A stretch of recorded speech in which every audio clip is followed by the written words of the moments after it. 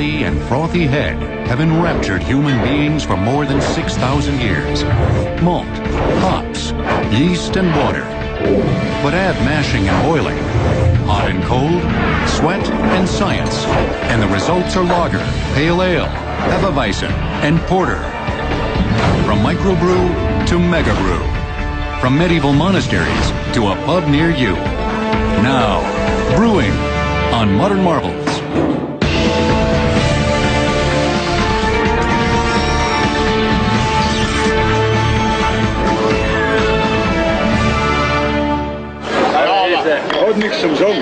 If the citizens of the world of beer were to choose a capital, it might be right here.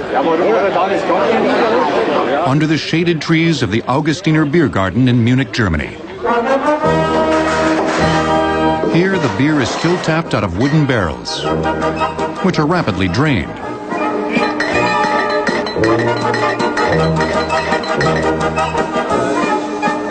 Until the physically fit staff literally roll out the barrel again. For the waiters and waitresses, who lug up to 12 one-liter glasses of beer at a time, it's quite a workout. But for the customers, it's time for the unique form of peace and contentment found only in the beer garden. The Bavarians call it gemütlich. I think the word comfortable comes closest. It's a bit more than comfortable. It's joyful, it's nice, relaxing. It's more than one meaning. We say gemütlich.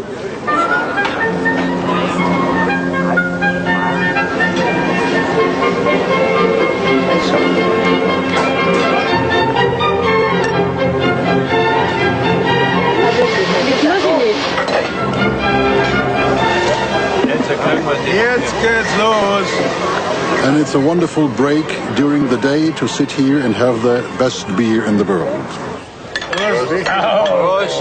Through the millennia, beer has been, and continues to be, many things. A drink of celebration. A social lubricant. A tonic at the end of a hard day. Even a valuable source of nutrition. But beer doesn't brew itself. It emerges from a heady mixture of science, sweat, and imagination. The single greatest source of beer flows from St. Louis, Missouri-based Anheuser-Busch. Its breweries account for 12% of all beer on Earth. You may have heard of their flagship beer.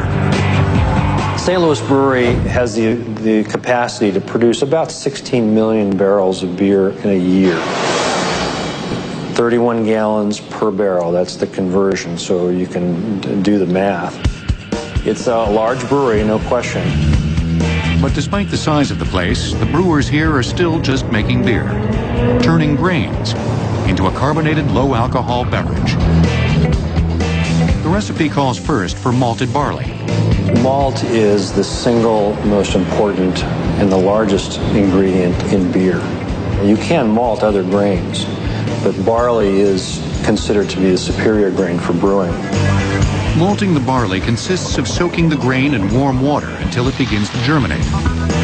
Just enough to activate the enzymes that will convert starch to sugar. And then just when the green shoot is about to emerge from the barley kernel, you kiln it, you roast it.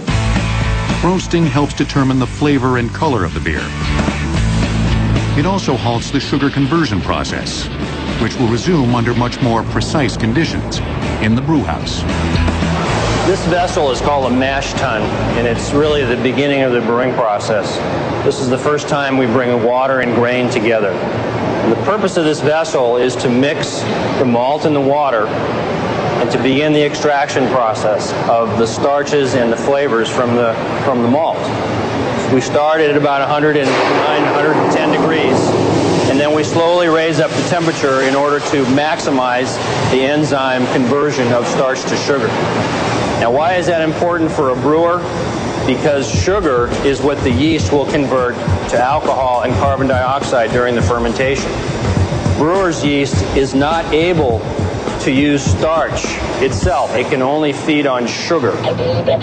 In the Budweiser recipe, the malted barley is combined with a second non-malted grain, rice, which is also used for its sugars and to lighten the flavor of the beer.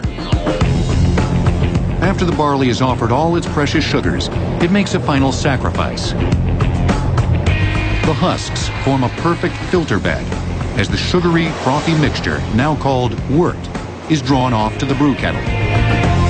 As you can see, it's a very vigorous boil.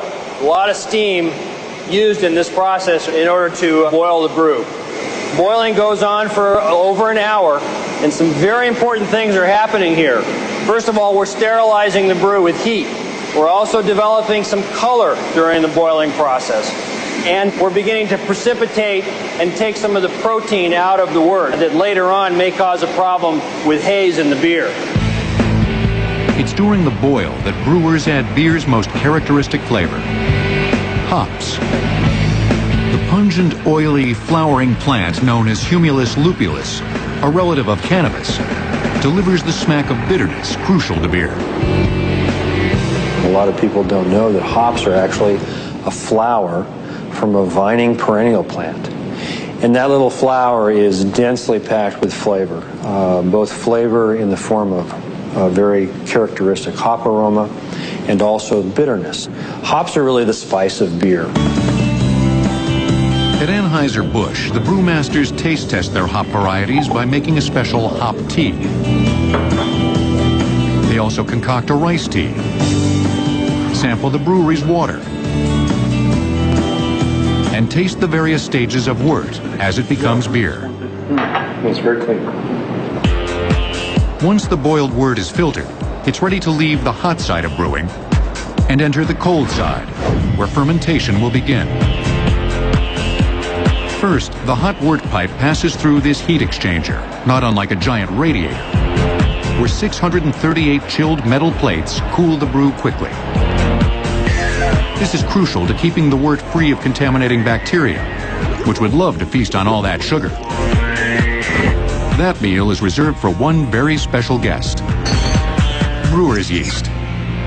Well, without yeast, there would be no beer. Yeast is actually a living organism, and they derive their food energy from the fermentation of sugar. These are single-celled organisms. They consume the sugar, and they convert it to alcohol and carbon dioxide. Just as the alcohol gives beer its buzz, the CO2 provides the fizz. And it all happens here. This is our primary fermentation cellar. In here we have 37 vessels which contain approximately 180,000 gallons of beer each. We fill about 5 of these a day.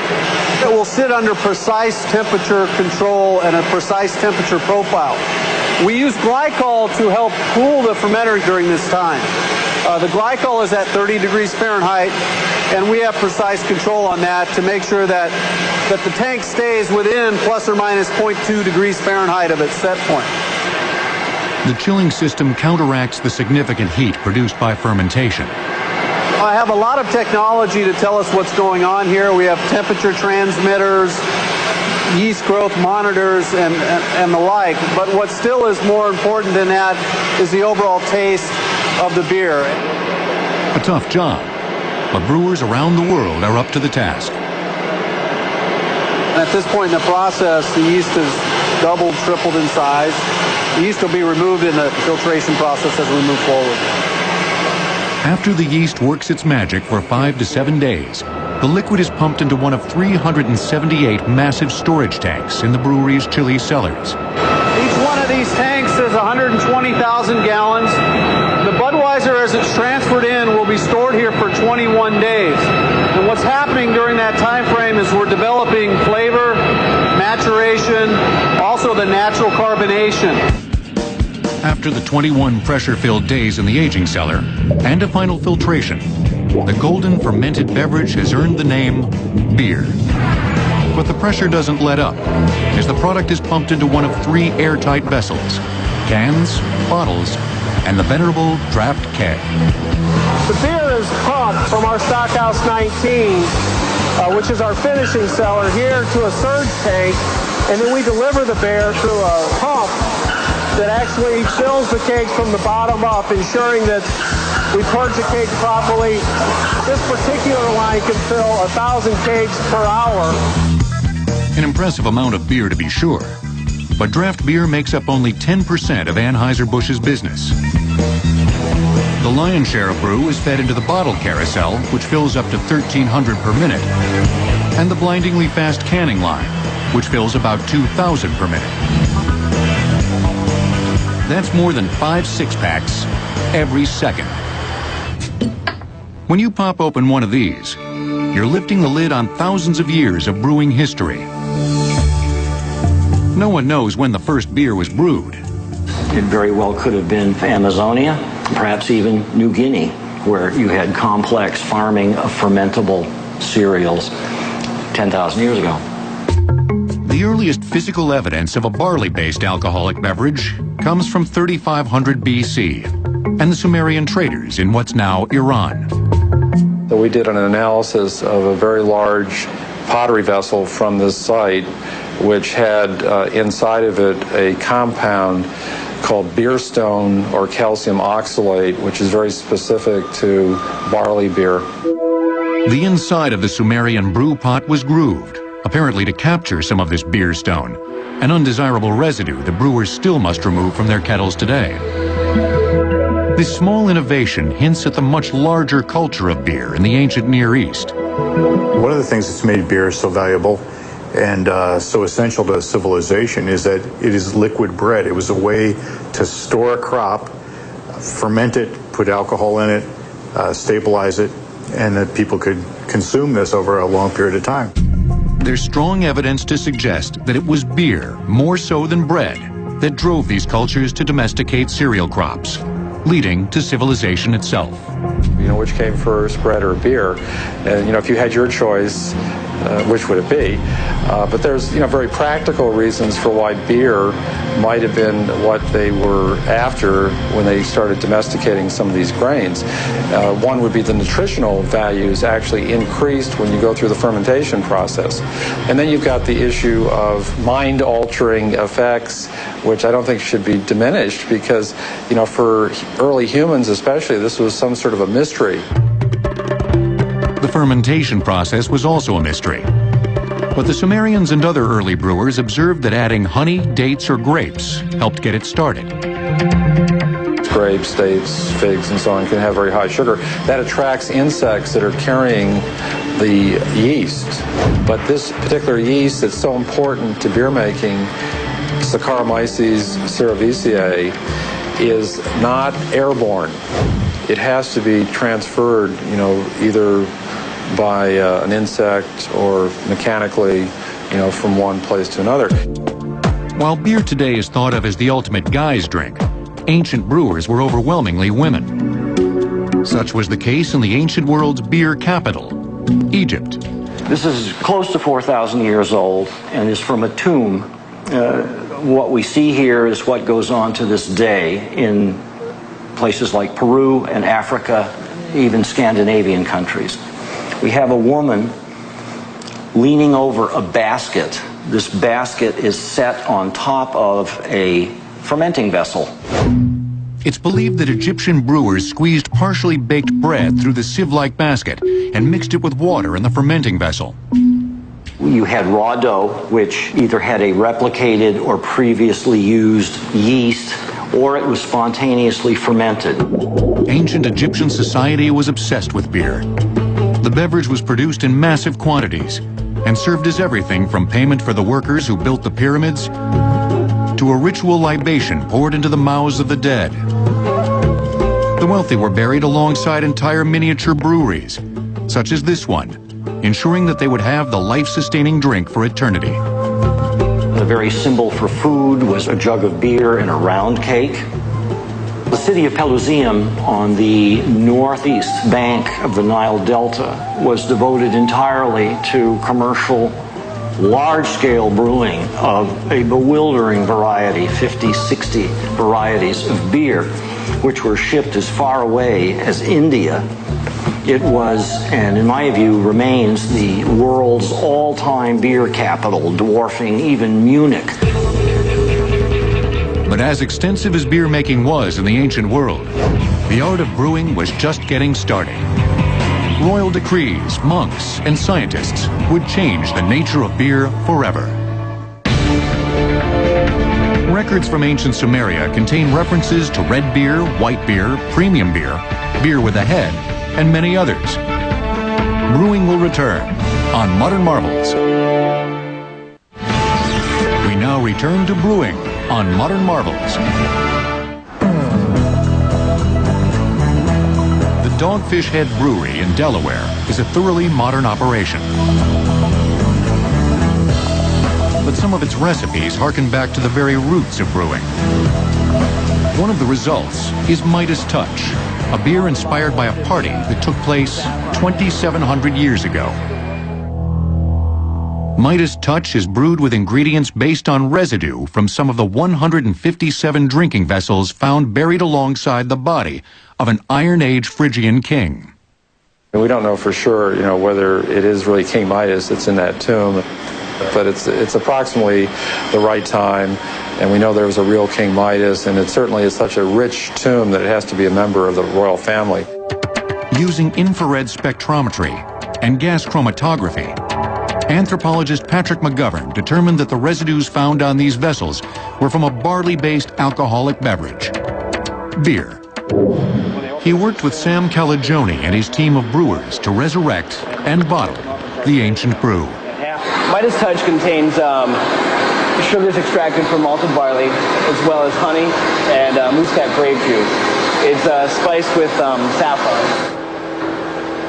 And it's really like a liquid time capsule, really, that we can step back and say, wow, it's pretty cool to know this is what our ancestors were experimenting with too and enjoying. The number and size of the drinking bowls suggest that the deceased wasn't the only one who ended up flat on his back. For those who just wanted to get a slight taste, you have the 1 liter bowl type here, but those with a little bit higher status and greater thirst could go with the 2 liter variety that I have here. This powerful thirst for beer tended to travel along with the domestication of grains, from the Middle East to Europe, where the art of brewing was reborn. Through the Middle Ages, beer, or as it was more often called, ale, was spiced with an herbal mixture called gruit. It ended up being controlled by the church, which licensed its use, and it contained things like bog myrtle, yarrow, and various other ingredients that were kept secret by the church. Ale was the lifeblood of the people. Since the water in ale had been boiled, and the brew sterilized by alcohol, it was far cleaner than water. It was safe, it tasted good, it cheered one up, one's mood up in the face of the Black Death or whatever horrible menace was coming over the hill next. Terribly important. An unbroken tradition of brewing from the Middle Ages to today can be seen here at the Weinstefan Brewery in Freising, Germany. Having brewed beer here since the year 1040, it has earned the distinction of being the world's oldest working brewery. This brewery and this region of Bavaria has seen many of the most important changes to beer, including perhaps the earliest use of beer's signature flavor, hops. We know that the using of hops was well known in the 8th century. It was used here, also in Weinstefan Monastery. On harvest day, Frank Pfeiffer and hops farmer Albert Eisenmann inspect their bounty of legendary Hallertau hops. Wow. When I open it, you can see the yellow particles inside. It is a lupulin.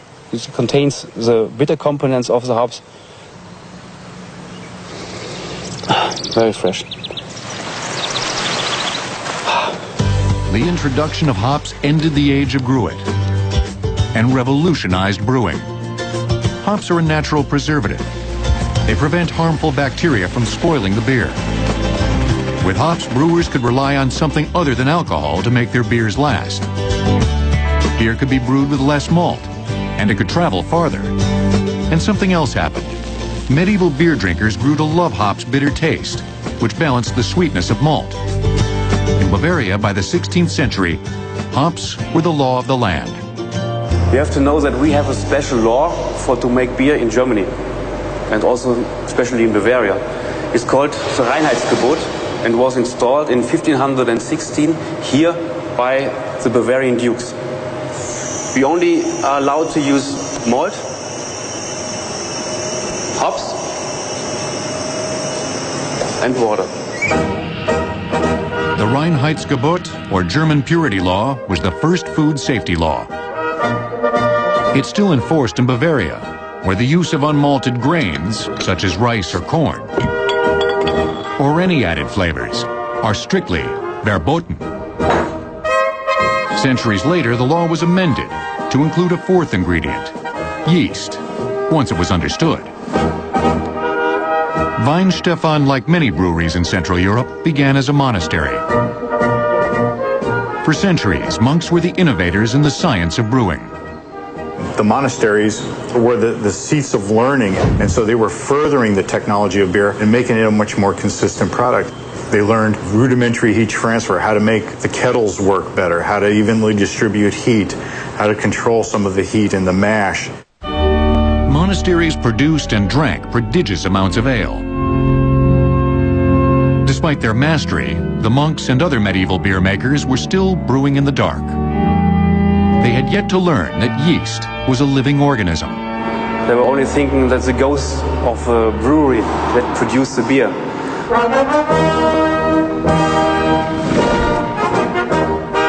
As early as the 15th century, Bavarian and Bohemian brewers began cold storing, or in German, lagering their beers in alpine caves, or cellars packed with ice.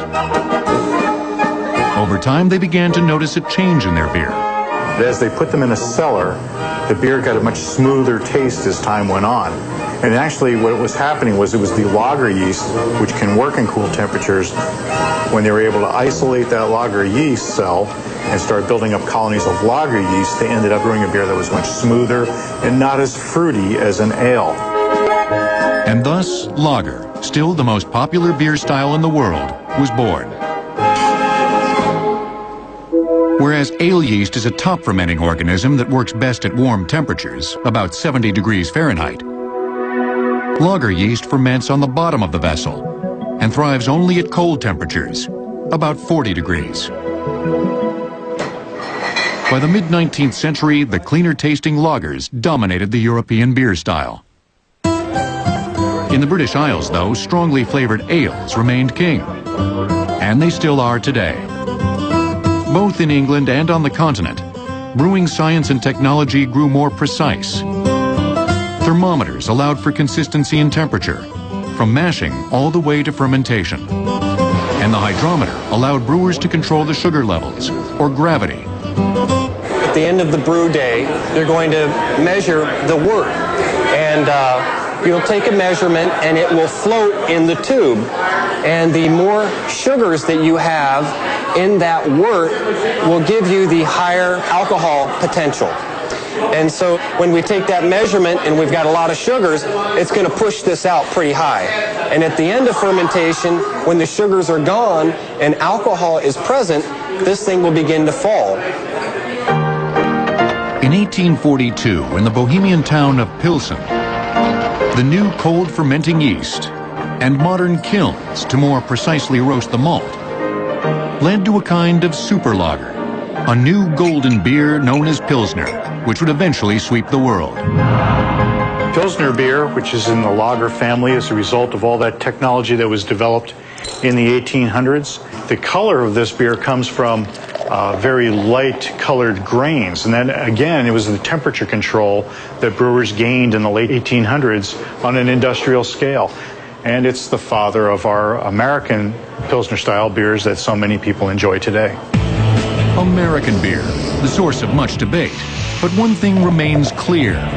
In the 19th century, American brewers would change the industry forever. We now return to brewing on Modern Marvels.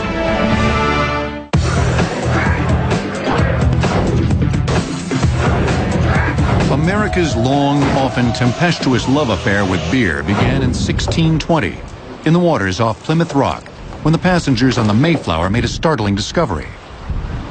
The Pilgrims didn't mean to come here to Massachusetts. They knew the weather was crummy. They wanted to go further south, but as William Bradford, their diarist, wrote, "We must make our landfall. Our victuals are much spent, especially our beer." So the Pilgrims came here to Massachusetts to stop for a beer. Since the newcomers couldn't get barley to grow well, the Pilgrims brewed with whatever they could. They brewed hard cider from apples. Native Americans taught them to brew with maize. They didn't have that barley available, so they were using other fermentables, such as the fructose from the pumpkin or the molasses from cane sugar, and they were using that as the base to ferment. And then instead of hops, they were using spruce. Barley and hops eventually took hold in the New World, and American breweries grew along with the colonies. Naturally, the most common beers were heavy, full-flavored English ales, including a new ale, characterized by its darkly roasted malt, known as porter. It became George Washington's favorite. Many of the founding fathers were brewers, not just Samuel Adams, but George Washington left his recipe for porter in the New York Public Library. Thomas Jefferson had a brewery there at Monticello. James Madison had a brewery on his estate and actually proposed the idea of a national brewery funded by the government. As conflict with the British became inevitable, beer stood ready to do its patriotic duty. The taverns were as Daniel Webster said, the headquarters of the revolution. Take your aim! Fire! When the Sons of Liberty wanted to have a gathering, the way they got people to their meetings was they threw a kegger. It's still commonly in use today to gather a bunch of people together. The Sons of Liberty weren't alone. The militia in various towns, they had to establish a training day. People weren't coming to the training day. But when they threw a keg of beer on for when the conclusion of the drills, they started getting a better turnout. The English ales of the Revolutionary era began to yield to a new movement in American brewing by the 1830s, which saw a large influx of Germans and Czechs and their state-of-the-art breweries. These new immigrants brought with them the brewing techniques of the old country and gradually pushed them further west. Detroit, Chicago, Milwaukee, St. Louis, even Golden, Colorado. Beginning in the mid-1800s, the new breweries fostered a series of breakthroughs that ushered in the era of modern brewing. The first was commercial refrigeration, which used liquefied ammonia to keep ice frozen indefinitely. Suddenly, brewers of lager were free of the four seasons. Artificial refrigeration really enabled brewers to make beer year-round, to not necessarily rely on caves to do their aging, so they could now build their aging cellars above ground. Adolphus Busch was the first brewer to adopt this technology. In the 1870s, he also pioneered use of the double-walled refrigerated rail car, which drew in outside air and circulated it continuously past large ice bunkers. A national system of ice houses kept a steady flow of ice onto the trains. By the 1880s, barrels of cold beer could reach from coast to coast, especially with the help of another breakthrough. Pasteurization is the other important innovation that was introduced into the brewing industry also by Adolphus Busch. And pasteurization is a simple process of taking the beer, gently heating it for a short period of time, cooling it back down. And by doing that, you're able to stop the yeast from growing and allow the beer to maintain some shelf life. Because prior to that, the beer would leave the brewery and would usually spoil pretty quickly. The beer bottle also reached maturity in this era. There were innovations in glass technology that allowed them to have precision control over the size of bottles. Before that period, the breweries had to employ people to bottle by hand. And the last great innovation, although small, had a very large effect, was the bottle cap. A simple crimped piece of tin and steel. It allowed the brewers to cap that bottled beer without having to employ an army of people installing flip tops on bottles. Machinery could put this on very easily, and it allowed the brewers to ship their beer all over the country. The late 19th century was the golden age of brewing in America. In 1880, there were 2,300 breweries, large and small. American brewers were winning gold medals at beer competitions all over the world. American beers were among the most respected in the world, and American brewers were making rich, flavorful lagers. The German-American beer barons, men like Fred Pabst, Joseph Schlitz, Fred Miller, and Adolphus Busch, built ever more elaborate saloons and beer gardens, ushering in an American version of Gemütlichkeit. The beer of choice, lager. By the end of the 19th century, ales had almost disappeared, and lager beer was just immediately complementary to the American climate. It was a lighter beer, a smoother beer, and our hot American summers, people naturally went for this lighter, smoother taste that quenched their thirst. But just as quickly as technology and culture combined to create the golden age of American brewing, politics and bad fortune conspired to kill it.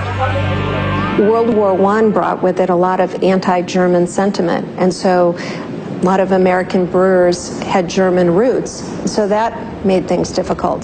Then we had the greatest challenge we've ever faced, and that is Prohibition, where it became illegal for us to make beer. By the time Prohibition was repealed in 1933, the number of American breweries had been reduced to 160. The Great Depression, the Dust Bowl, and finally the grain rationing of World War II drove all but the most tenacious breweries out of business. And each of these calamities had its effect on the beer itself. The brewers had less raw materials to work with, so beer shifted to a slightly different product, a little bit lighter in body, a little bit lighter in taste. They started using some things that they knew about from the 1800s, like rice, to lighten the flavor of the beer, and it just shifted the taste of beer and the way America drank. By the mid-20th century, the reputation of American beer had taken a hit. But another revolution was brewing.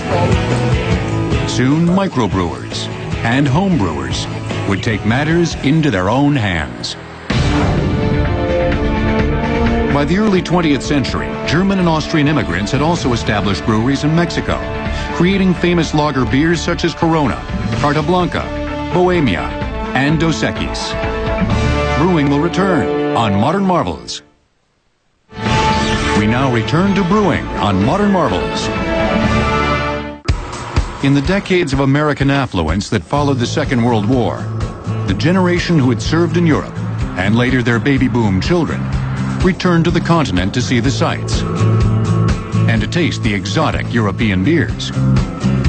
By the 1960s, the import phenomenon had begun. But not everyone was satisfied with these European beers, especially by the time they were unloaded from giant hot container ships. The first rumblings of a new generation of American brewers came out of San Francisco in the 1960s. Where Fritz Maytag took a failing brewery, but actually focused on that product that was not popular, just at the same time that this wave of enthusiasm for different tastes was coming back. Maytag bought the troubled Anchor Brewery, which had been in business since 1896. And eventually, by the time that the 70s rolled out into the 80s, Anchor Brewing was actually profitable again. So they led the way for a lot of microbreweries. Another success story emerged from an East Coast city, whose breweries had nearly ceased to exist. When I first came to this old brewery here in Boston, I fell in love with it. There was just a karma. And I thought, I want to put my brewery here in this old brewery, because it reminded me of the breweries that I'd been to when I was a kid. Red brick, massive, little courtyard in the middle. To me, that was what a world-class brewery was going to look like. The 1980s and 90s saw an explosion of startup breweries, many of them achieving remarkable success. These upstart breweries, soon dubbed microbreweries, produced something Americans hadn't tasted in a long time: ale. One of these rediscovered recipes is India Pale Ale, or IPA, the strong, heavily hopped ale named for the long journey from England to India. back when India was a colony of the UK, and they had all their troops and officers stationed over there. These guys were dying to have a taste for of the old country, and they'd send the beer to them, and it would get there and be spoiled because of a long, warm trip. Through trial and error, they figured out that the stronger they made the beer, the more hops they stuffed into the barrel, the better the odds that the beer would survive the trip in good shape. American brewers have also made prize-winning versions of the thick, quenching beers made of wheat instead of barley, including the famously cloudy German Hefeweizen. Hefe means yeast. So it says it's a wheat beer with the yeast inside, not filtered, with this natural turbidity. Cheers.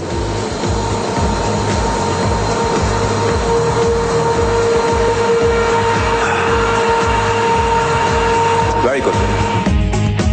And Belgian Lambic ales. In the traditional method of making Lambic beer on a Belgian farm, slats in the fermentation barn open wide, letting in wild yeasts and even bacteria to carry out the fermentation process. Of course, we're not going to rip the top off of our brewery here, so we basically track down the types of wild yeast and bacteria, good bacteria, that we're looking for and do our interpretation of this beer. One of our slogans, I think, was baby gut bacteria. One of the ways a smaller brewery differs from a national brewery is at the back end of production, concentrating on filtration instead of the more costly pasteurization. And then once we get this all hooked up, we're going to turn the pump on and start pushing the beer through the paper medium that we have to filter the beer. And this is about 9 microns, so it's basically a pretty coarse paper filter, but it's perfect for a brew pub or a small setting like this. This will take about an hour to push the beer from the fermenter through the filter into the tank here. We will put it on tap this evening. Many microbrewers learned how to make beer in homebrewing clubs, like Southern California's Maltose Falcons. Named after beer's main fermentable sugar, they're one of the nation's most respected homebrewers clubs. You saw folks coming out of various homebrewing organizations, including this club, who started concerns like Sierra Nevada. They bring this product forward, and people are going, my God, this is great. And so now Sierra Nevada is a nationwide concern. In the semi-controlled chaos of the Falcons clubhouse, brewers critique each other's beers from aroma to aftertaste, while President Drew Beecham maintains order. For over 30 years, the Falcons have met behind this store in Woodland Hills, California, where the home brewer can buy everything from bottle caps and a 60-quart brew kettle to hops, malted barley, and over 30 types of yeast. The main difference in technology is just a matter of scale. Compare the home brewer's heat transfer coil to this one back at Anheuser-Busch, or this fermentation tank to this one. Thanks mainly to microbrewers and the home brewing culture from which they sprang, there are now over 1,400 breweries in the United States. In 1983, there were only 60. It looks like another golden age for American brewing. Meanwhile, those who have made it through the trenches and sustained a successful brewery have come to respect the big boys. I think the big American brewers are one of the wonders of the beer world. They are able to produce enormous quantities of beer at very high quality standards, and they're making a very light beer. And if you make a really light beer, if you have any defects in flavor, it's immediately perceptible. The formula must be succeeding, because America's most popular beer is Bud Light. As beer pours ahead into yet another millennium, breweries large and small continue to tap new ideas, including the world's strongest beer. Before October 14th, 1978, there had been another kind of prohibition in America. On that day, President Jimmy Carter signed a bill making it legal to brew beer in the home. Brewing will return on Modern Marvels. now return to brewing on Modern Marvels. In today's world of beer, the glass is more than half full. Specialty stores are filled with beers from around the world, while freshly brewed beer is often just around the corner. And brewers large and small continue to explore the boundaries of what beer can be. Witness the organoleptic hops transducing module. The way it works is it's a giant food-grade cylinder that's stuffed with whole leaf hops. You run the beer through the cylinder, and the alcohol in the beer acts as a solvent and strips the natural oils off the hop leaves, puts them right into your pint glass. And so the hop presence is magnified, and there's a freshness that you can't get through any other process. Viva la différence. But there's more than one way to hop up a beer. Breweries are targeting late-night clubbers with hybrid energy beers that have a kick of caffeine or other stimulants. Samuel Adams has made a huge splash by introducing the world's strongest beer, weighing in at over 25% alcohol content, twice that of wine. This brew has defied the physical limits of what beer had been for millennia. The thick amber liquid that emerges has no head and tastes more like a spirit than a beer. Sam Adams Utopias pushes all the brewing processes to their limits to create enormous amounts of flavor and alcohol in order to take beer into an entire other realm. It's just this crazy thing. It's 51 proof. It is the strongest naturally fermented beverage in human history. Utopias is brewed with massive amounts of malt to create a highly condensed brew, bursting with fermentable sugars, which we then ferment with this kind of ninja yeast that we've bred generation after generation over the last 13 years to take the fermentation to levels that fermentation's never reached before. This ninja yeast is bred to be a survivor. Typically, brewer's yeast dies in an alcohol environment over 12%. The brew isn't distilled, but like a spirit, it's aged for several years in oak barrels. Because Samuel Adams Utopias is naturally fermented to reach these alcohol levels and not distilled, we put into the drink all of the fermentation, esters, flavors, and aromas. When you distill, you're taking a very small slice of those flavors, focused really around the ethanol. So you tend to get the bold, almost ferocious attack of the ethanol that dominates the flavors. Every time we do a new release of Utopias, we are tasting flavors that no brewer has ever created and no brewer has ever tasted. At that moment, you almost feel the link with the ancient Mesopotamians and the medieval monks that were chanting as they enjoyed their double bock. At that moment, we feel this link with 6,000 years of brewing history. For brewers and beer lovers, it's a happy time. With thousands of years of beers to discover, what was old is new again. Even microbreweries are returning to the once déclassé aluminum can to package their beers, since cans better protect the beers from oxygen and light. And whether it's born of bold experimentation or faithful adherence to a code of excellence, beer has always been the people's drink. I think people love beer because it tastes great. But it's a long road from barley, hops, and yeast to your glass. So say a toast to the brewers the next time you pop open a cold one.